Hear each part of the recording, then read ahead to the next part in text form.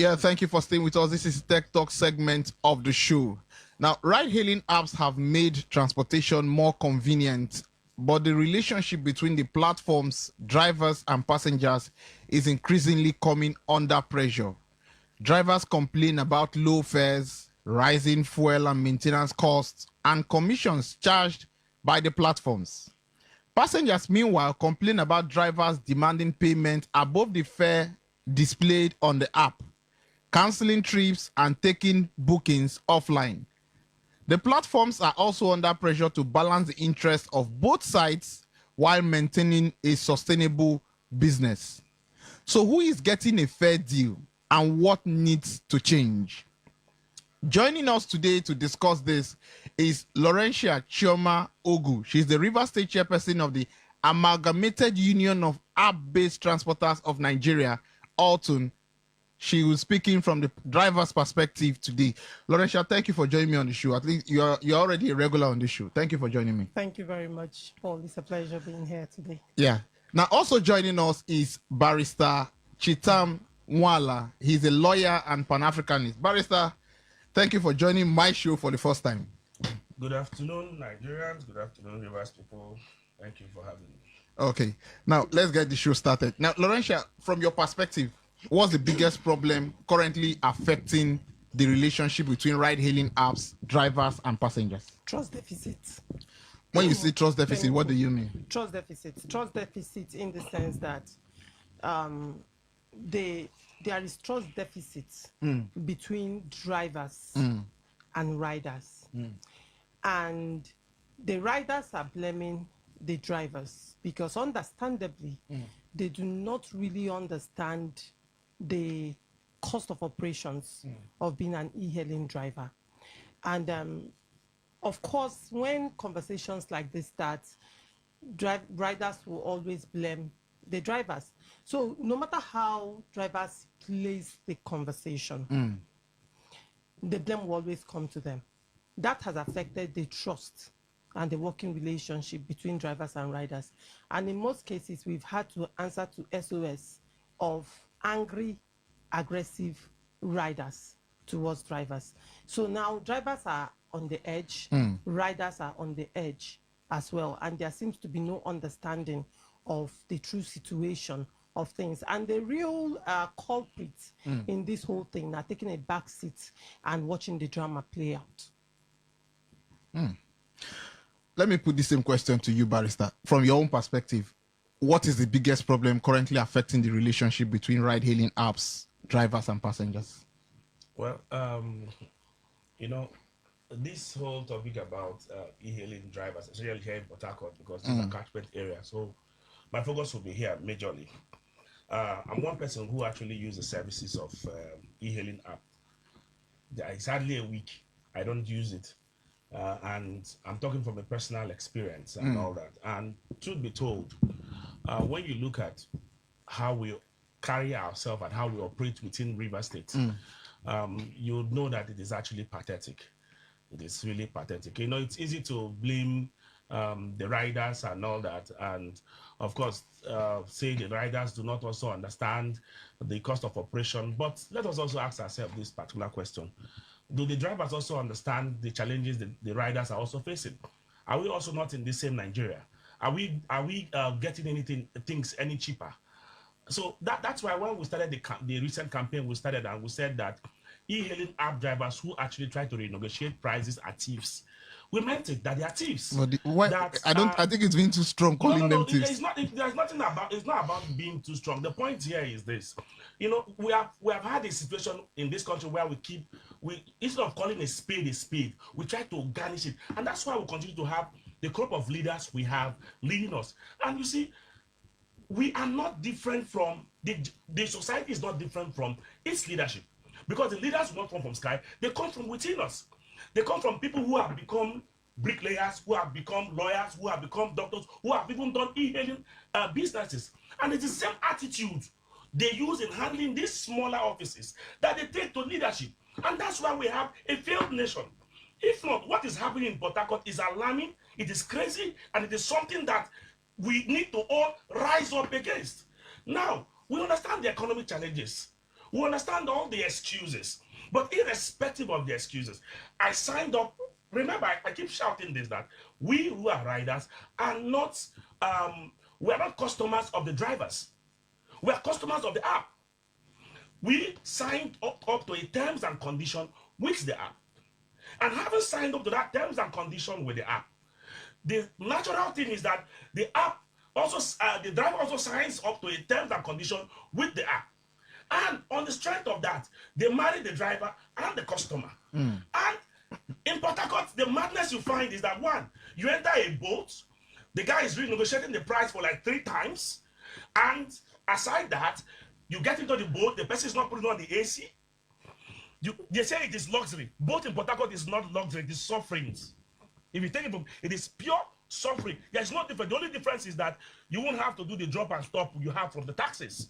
But it is crazy, and that's why we keep saying that these things, if these drivers are actually serious about what they want to do, they have to start addressing. See, the whole thing that's playing out is just greed and nothing more. Barrister, just hold it there. Now, let me come back to you, Lawrencia. Now, when the fare displayed on the app is different from what the drivers eventually demand, who should be held responsible?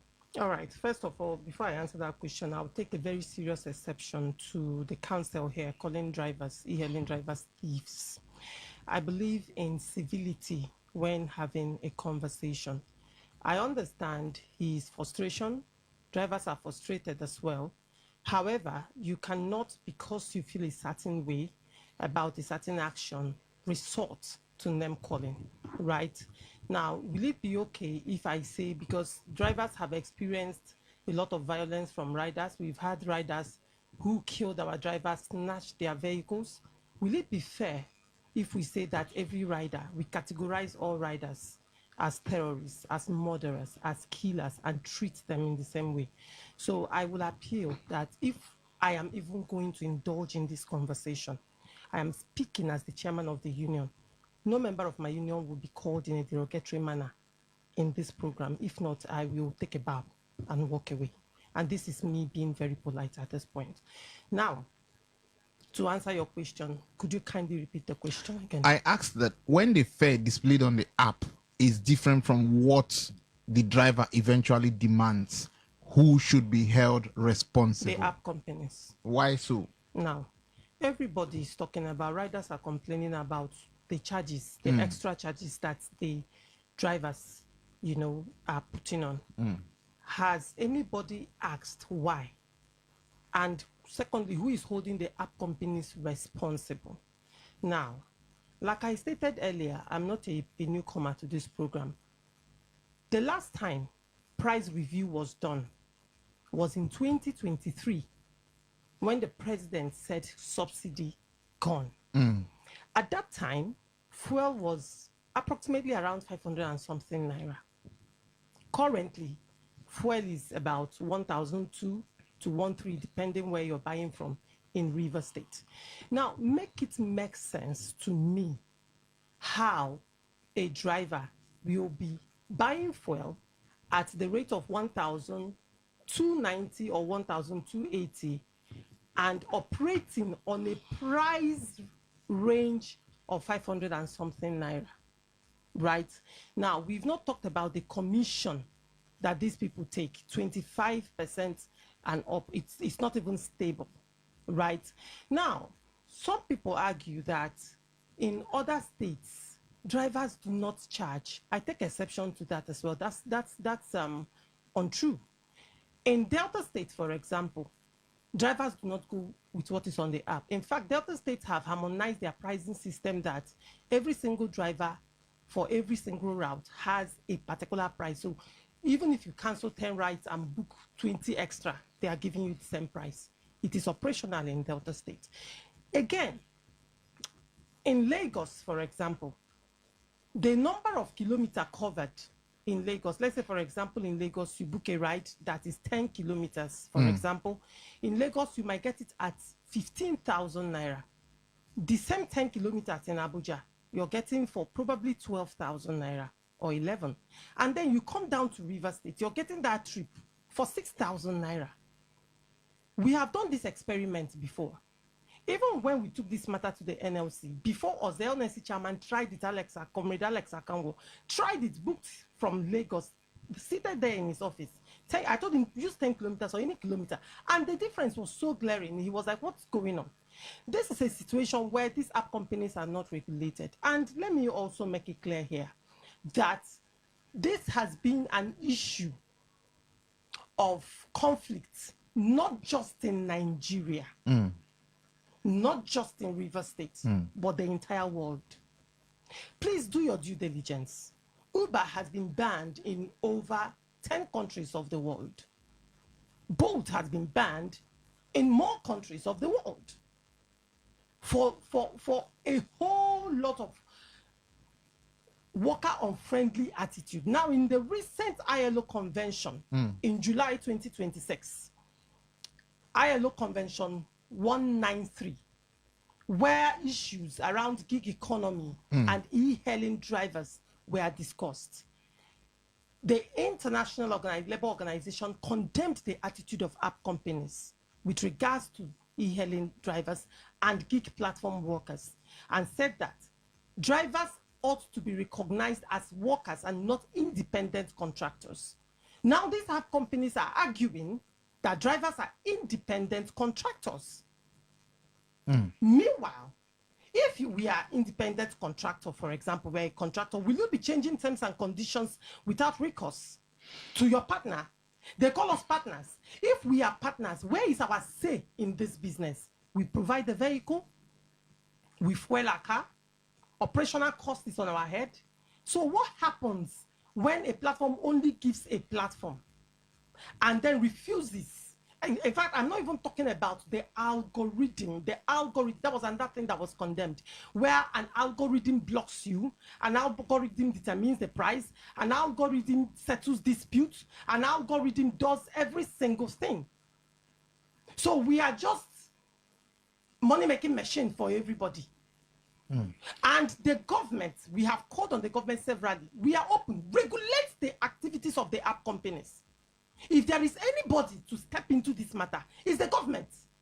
Regulate the activities of these app companies. I am not even going into tax fraud and tax evasion. That is another story altogether. So when you gather all these things together, how do you hold a driver responsible who is driving at the rate of 500 and something naira when fuel is actually 1,280 naira? Make it make sense to me. I am not even talking about cost of cost of spare parts. I'm not talking of cost of maintenance. I'm not talking of the operational cost itself. I'm not talking of all those things. Tell me one sector in this country that has not regulated their prices to match the current economic reality. Give me example of one sector. In the transportation business, all these transporters under NURTW have all increased over 100% increment since 2023 till date. Is it the keke drivers? Is it the keke buses? Is it the regular interstate transports? Is it which of them? Now, when you come into government itself, even airport toll gates moved from 200 naira as at 2023 to 500 naira now, plus the parking toll, which stands at 500 and 1,000 naira. Federal government has increased the cost of electricity power. The tariff has increased over 200% between 2023 till now, and yet e-hailing drivers are still driving at the cost of 500 naira per liter. Let's hold it there. If you're listening to us, we are still on to today's tech show, and on the Tech Talk segment, we are discussing who is getting a fair deal between the drivers, the app, and the passengers. You could send us voice notes on WhatsApp at 0701 9339 962. Voice notes only, 0701 9339 962. Or you could go to our live video. We are live on Facebook at Today 951 FM. No, sorry, Today 95.1 FM. We are live on Facebook, Today 95.1 FM. Barrister, let me come to you. Now, should the fare displayed on the app be final, or should drivers have the right to negotiate with passengers? I'm going to start by, first of all, making this clarification, because I've always held one position since I started this agitation, and I would not stop holding that position, because, you know, all this while, see, when we came up with this agitation, They are yet to even come to terms with our own reality first, but they want us to understand their own challenges. And that is why some of us will not agitate for them until they come to terms with their own realities first. Now, I have never said any day that e-hailing drivers are thieves. What I have said, those e-hailing drivers who continue to renegotiate prices are thieves. And I maintain that. I don't care about how anybody feels in this country. If you go online, they keep on insulting me. I don't even care. But you ask yourself, what is stealing? What is stealing? There is an agreement on the app that pay XYZ amount of money. In short, some of the apps like InDrive do a negotiation platform. A driver will negotiate with you on the platform, still call you, accept the negotiation, still call you, and increase the amount. This is the kind of experiences we get on a daily basis. And the big question we're asking, you have these challenges you keep reeling out and all that, that these are your challenges and all that. We quite understand you have your challenges. But this is what the app has presented to us. And if the app has presented that to us, you are bound, you are under obligation to follow what the app has said, not to come up with your own prices. That is why the app also penalizes those who actually go against this when they are being reported on most occasions. And when they say both these apps have not reviewed prices since 2023, that's not correct. Because I even realized that even recently, there was a minor review on prices that was done in Port Harcourt here. A minor review on prices was done in Port Harcourt here. So that information is not correct. Let me also state this. See, if the app that owns the company, that owns the business, brings you and I together, tells us this is the amount we have to pay. I decide, now the driver, decides to go offline, renegotiate with you to pay another amount of money. And because they know, because it's a syndicate, because right now it's becoming a criminal syndicate in this nation. That is why God knows that you no longer have any option but to abide by what they have actually said, which is against your own interest, which is against what is on the app. And somebody says it's not stealing, please define what stealing is for me. What then is stealing? See, I am not one person who is looking for people who will like me. I don't even like myself, and I know one day I will be moving on this life, I may even die. It does not even change anything for me. We're not praying for you to die. No. Of course, I'm ready for it at any time. But the point is this: we must look at a spade and call a spade a spade. We realize that I actually have a car, and I also drove one here. We realize that the cost of parts and all that have actually increased. No doubt. We also realize that we also have terrible roads. No doubt. But should the riders bear the grunt for all these things you have mentioned? Should we now suffer because these are the challenges of the country? Now, and you must understand, when you start comparing airports, comparing all these other people and all that, the challenge is this. You forget that the e-hailing business is it's a different sector of business, and a unique one that is not even controlled from within the country. Now, importantly, the aspect of regulation, I have been one person in 2024, myself and Keo Baba, we actually started agitating against this app, against the app, and because we looked at the plight of the drivers. But you know, while we were doing that, the drivers grew greedy, became manipulative, and they made sure that people continue to suffer from it, and that became a bane and a concern for us. Now you ask the unions, what have they done? Okay, let us also even say that the union in question or the drivers have decided to increase their prices or do this renegotiation. How do you see a ride for 2,000 naira on your app? The next thing the person is telling to bring 10,000 naira. Is that not madness? Even if you want to increase the prices, let us even go to that argument. Even if you want to increase the prices, what is the union even doing to curtail the activities? But you know what about the union, and that is why I have also personally, my friend MC Dave reached out to me that we should I told them I'm not interested in engaging with the union. The reason is this: the union is just an organization which any boat driver can't decide to either obey or not obey, and they get away with it. So they will not even know what the people are suffering. They know how outrageous these prices can be from these app drivers. Yet they allow these things to continue. this violation to continue. And you say it is not a criminal act. For me, it's a criminal syndicate that is happening. Now, when we talk about the issue of kilometers, I have lived 9 years now in Abuja because I studied Port Harcourt in Abuja. I have a house in Abuja. I've lived 9 years now in Abuja. I do both most times in Abuja. And I must tell you, if you look at the distance in Abuja compared to the distance in Port Harcourt, they are not the same. They are farther. The distance in Abuja are farther. Ask anybody who stays in Abuja who understands Abuja very well. Yet, the prices, when you compare those distances, are cheaper. Are cheaper. But you come down to Port Harcourt here, they come and tell you, oh, Abuja price is like this, Lagos price is like this. We ask them, our vicinity within ourselves here, they are quite close. If you want to move from, say you want to move from Cuba down to Area 1, that's a very long journey. Even as someone who is even driving, it's a very long trip. But sometimes you look at it, you see 7,000-8,000 naira for that trip. That's what you pay in Abuja. But if that is the distance in Port Harcourt, trust me, the minimum a boat driver will go for that particular distance will be 18,000 to 20,000 naira. The problem I have with them is this. Let us all agree that what these renegotiations are wrong. Let us first of all agree on it. If we agree on that, then I can be willing to listen to what other excuses they have for the renegotiation. But because they have firmly stood and tried to make the renegotiation thing to be legal and to be proper, then people like me would not actually support them in this evil they are doing to us in this state. It is wrong, and I must state it. It is wrong. We shouldn't allow such a thing to happen in this state. So let us talk to our drivers. Drivers, if this renegotiation thing, we all agree it is wrong.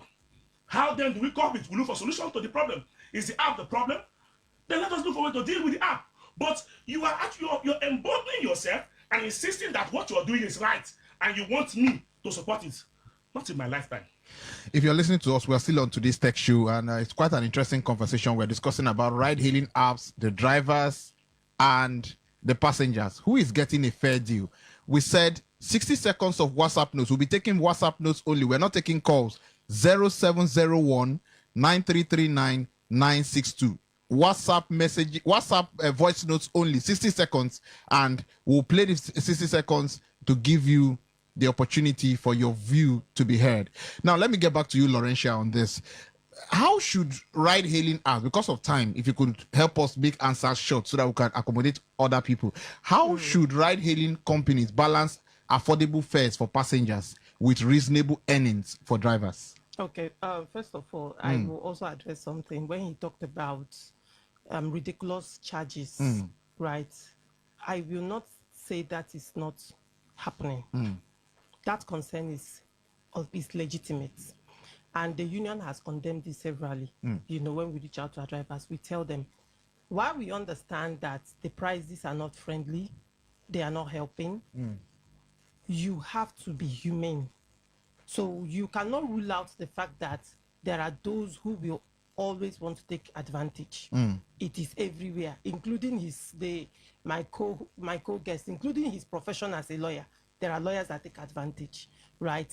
Now, moving forward, when you talk about the app companies, what they should do, the truth remains that they will not do anything until they are forced to. And this is where I need everybody to understand that drivers are victims, riders are victims. The only people who are not victims in this are the app companies. Now, I'm saying this because there is something called surge on the app. When, for example, you wouldn't want to catch yourself outside without your private car on the 31st night of December of every year. Trips that they are on the app, you will go for, say, 3,000 naira. On 31st night, anything from 10 p.m., especially by 12 midnight, that they shout Happy New Year. You say 3,000 naira, normal 3,000 naira trips, you will go for that trip for 20,000 naira on the app. And guess what? You will still see passengers by the road begging you, doubling that money for you just to leave. Do you understand? So that goes to show one thing. Riders are willing to pay the extra money as long as it is on the app. Let's establish that. Because even when there is normal surge, increment in price, they will also tell you that there is a surge and they will increase the price. Riders pay that money. But it becomes, the issue here is this.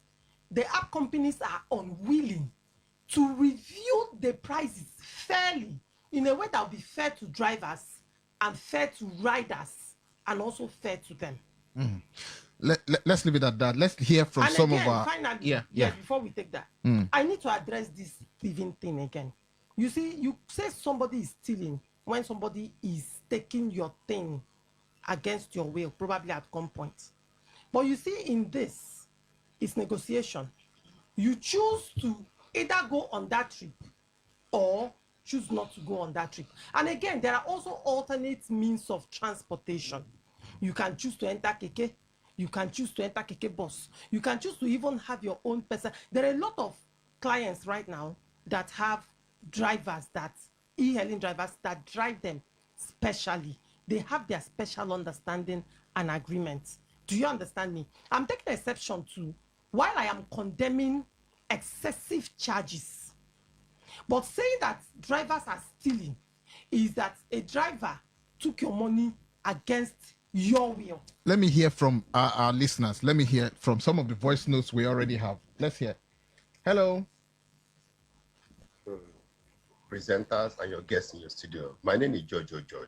I'm from M1 local government area. I think the topic discussing in your studio today is really the fault from the organizer of these e-drivers, the organizer of it, like boats and etc. For me, it is really painful that you book a boat from Nwala to NT where I stay. They will tell you 7,000, but their app is telling them 3,500, and the cost will be on me. So if they are finding it difficult from their app, I think the management should look into it. The extra cost should not be from the customer. That is just it. Because you are charging more. I am seeing 3,500, you are telling me 7,000. It is totally wrong. I think the management of those e-driving should look into it. Thank you. I think the fare here in Port Harcourt is very, very poor as compared to other states. So drivers need to devise a means to keep the business going, to survive, and also to be able to maintain their cars. So you cannot tell me to travel for a journey of 10 kilometers and you are showing me 1,500 naira, or you're showing me 1,300. It doesn't work. So while in other states, that same journey of 10 kilometers, you see 7,000, depending 8,000 and all that. So please, I think the state government should come into this and act on it. All right, that's one or two voice notes. Now, on Facebook, Michael Akachuku Sunday, he said, nobody is fighting anybody here, so rest your case, sir. Meanwhile, boat drivers are not boat company slaves, rather they are partners. So they have the right to decide what happens in that app because they are paying for the service boat companies are giving to them. If not a good human being that you are or if not a human being that you are, all this, I don't understand that statement there, Michael Akachuku. Now, someone else, Buan, is saying, how is destroying the company going to help these drivers to start with? Let me see another comment here. Hilary Ozemena says, your guest should channel his grievance to Bolt. Bolt is the genesis of all the drivers and rider issues. As a lawyer, Bolt should be the best people to hold. Now, because of time, let me ask us our final questions. Chetam, I'll come to you first. Now, do you think these ride-hailing apps in Nigeria should be regulated by the government? And I'm coming. If they should be regulated, what do you want to see in terms of the regulation? Whether it's pricing and all that, What do you think? Please, if you can give us your answer in 60 seconds. I agree clearly that the these app companies should be regulated. I go 101% for it, and I've also agitated for that. But you see, beyond the regulation, there's a problem we have in Nigeria. Once the people get used to a particular lifestyle, they would continue with it irrespective of whatever you do. And you see what, even if they increase the prices on the app to 10,000 naira per trip, these boat drivers, because they are manipulative, because they actually want to reap from the people, what they will do is to also continue in that line. Let me say this, and I'm going to insist on this. Now, when you say stealing, when people steal by tricks, when somebody owns a company, you go against the policy of the company, force the person, because you know that the person does not have an option, and you say it's not stealing. Then what else? Then what the government is doing to us is not also bad. Let all of us face it. Because let me tell you, we all enjoy corruption when it favors us. This act by these boat drivers, I'll keep shouting it. Anybody can feel anyhow. This act by these boat drivers is criminal, and anybody engaging in it is a thief. And if they don't change from it, you need to tone down using the word thief. I will not stop calling them a thief. You need to stop. I leave this planet. They are Chetam Nwala, please. Now, Lawrencia, let me come to you. Should this app, ride-hailing apps, do you think they should be regulated? And if you want them regulated, what do you want to see? Please, because we don't have time. We have just 60 seconds, please. Yes. Just 60 seconds. First of all, you know what my position is here, and I've also said it on this show right now that I want them regulated. And let me also make it clear for the opt-in time that the union has written a petition to the House of Assembly. That petition has been read on the floor of the House. It has been adopted and sent to the House Committee on Transportation. We are still waiting to hear from the House Committee. Part of what we are pushing for in that petition is e-hailing law, River State e-hailing law, that will regulate the activities of both drivers, riders, and app companies in the state. If this law exists, then every other thing will be taken care of. So I do not think, to a large extent, that if anybody is crying wolf with regards to the extra charges, then again, it's only fair that one should look at the economics of operations of e-hailing in River State. Thank you. I beg, lastly, if they are I don't have time anymore. If you are not comfortable, please, I don't have time. Please, gentlemen, let us be orderly. Gentlemen, let us be orderly in the studio. That's the show for this week. I'll join you next week.